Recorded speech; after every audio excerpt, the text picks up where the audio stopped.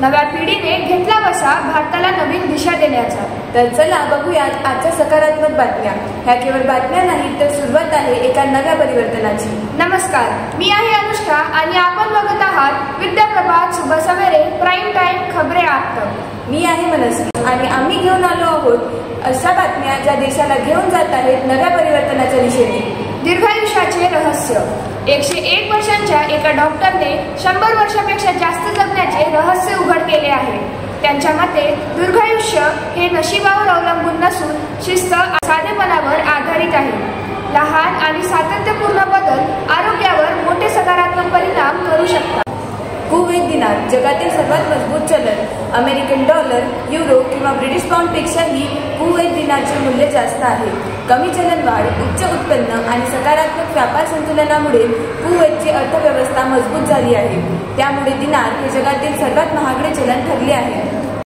अभिमानास्पद। शिवराय यांच्या या 12 किल्ल्यांची युनेस्कोच्या जागतिक वारसा यादीत निवड झाली।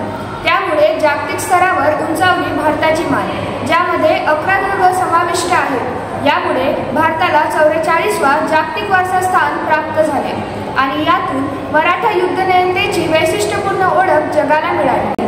हिरवा संकल्प। अकोला जिल्ह्यातील वाडे गावात गावकऱ्यांचा एका वर्षात 3000 झाडे लावण्याचा निर्धार। महात्मा गांधी राष्ट्रीय रोजगार हमी योजनेअंतर्गत महाराष्ट्रातील महिलांना मोठ्या प्रमाणावर रोजगार मिळाला। चालू आर्थिक वर्षात तब्बल 36 लाखावरून जास्त महिलांनी या योजनेचा लाभ उचलला। खेळाविषयी विशेष माहिती। बुद्धिबळ विश्वचषक पटकावून भारतासाठी ऐतिहासिक कामगिरी करणाऱ्या ग्रँड मास्टर दिव्या देशमुख हिचा रविवारी महाराष्ट्राचे राज्यपाल श्री पी राधाकृष्णन यांच्या हस्ते राजभवन येथे विशेष सन्मान करण्यात आला। तर ह्या होत्या आजच्या बातम्या। प्रत्येक बातमीने हे सिद्ध केले की देश फक्त पुढे नाही जात तर देश प्रगतीच्या दिशेने भरारी घेत आहे। शिक्षण असो, राजकीय क्षेत्र असो वा असो व्यापार, भारत आहे प्रगतीसाठी तयार। तर आपण बघत होता ताज्या बातम्या विद्याप्रभात सुबह सवेरे प्राईम टाइम खबरें आप तक। नमस्कार।